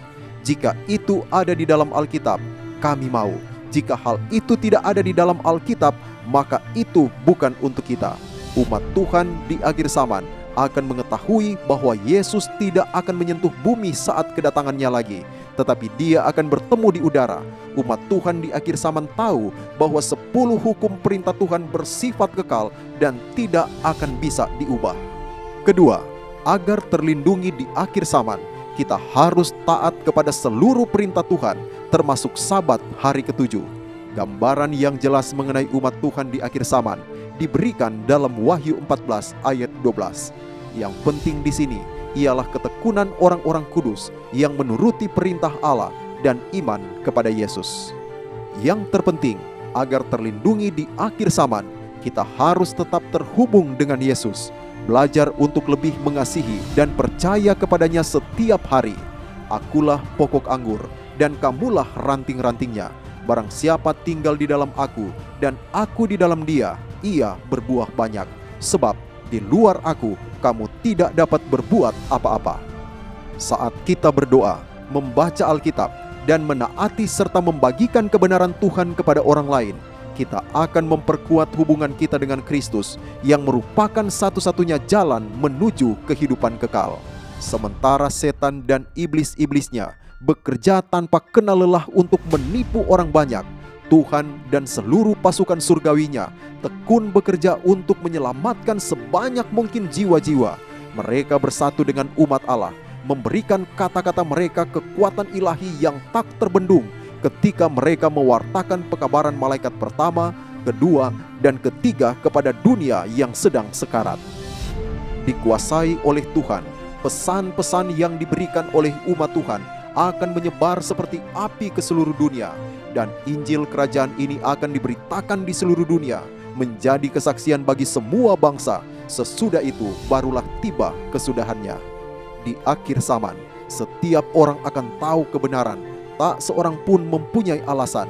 Kebenaran tentang Sabat kekal Allah akan dinyatakan kepada dunia, bahkan kepada orang-orang Kristen yang penuh kasih yang sebelumnya tidak sadar. Faktanya, hal ini bahkan terjadi sekarang. Segala kemarahan setan akan dilancarkan terhadap umat yang memelihara hukum Allah. Mereka akan dipandang sebagai pembuat onar dan penyebab semua masalah di dunia. Seperti yang telah dipelajari, akan terjadi boikot ekonomi yang diikuti dengan dekrit kematian. Namun kemudian, pada klimaks agung sejarah manusia, Yesus Kristus akan kembali bersama seluruh penghuni surga, membakar langit dengan kemuliaannya. Orang jahat akan dibunuh dan umat Allah akan dibebaskan. Saudara, engkau bisa menjadi bagian dari kelompok yang setia itu. Engkau dapat bertemu Kristus di udara dan pergi bersamanya ke surga, di mana kehidupan kekal, sukacita, dan kebahagiaan menantimu. Masing-masing dari kita harus mengambil keputusan di sisi mana engkau akan berdiri, saudaraku. Ada sebuah kutipan tua yang sangat berkuasa mengatakan, kebutuhan terbesar dunia adalah kebutuhan manusia yang tidak akan diperjualbelikan.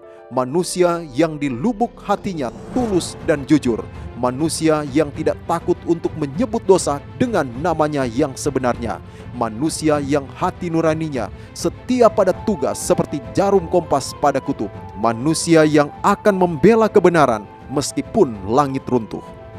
Tuhan sedang mencari pria dan wanita seperti ini di akhir zaman ini. Agar siap menghadapi konflik terakhir, kita harus membangun karakter kita, bata demi bata, mengizinkan Yesus menghilangkan apapun dari hidup kita yang tidak menyenangkan Dia. Kita dijanjikan, tetapi semua orang yang menerimanya diberinya kuasa supaya menjadi anak-anak Allah, yaitu mereka yang percaya dalam namanya. Saudaraku, hari ini saya menghimbau engkau untuk mengambil keputusan mengikuti Yesus dengan menaati semua perintahnya dengan bantuannya. Dan saya memuji Tuhan bagi Anda yang telah mengambil keputusan ini. Kita hidup di hari-hari terakhir sejarah bumi, dan pesan ini harus disampaikan kepada dunia. Saya harap Anda dapat bergabung dengan kami dalam menjangkau jiwa-jiwa yang berharga bagi Kristus. Jika Anda ingin video ini dibagikan kepada orang lain di wilayah Anda atau di seluruh dunia, kirimkan email kepada kami di info.finaldays.video untuk memesan DVD atau menyebarkan video ini di Facebook di wilayah Anda. Dan jangan lupa tetap memandang kepada Yesus, pencipta dan penyempurna iman kita.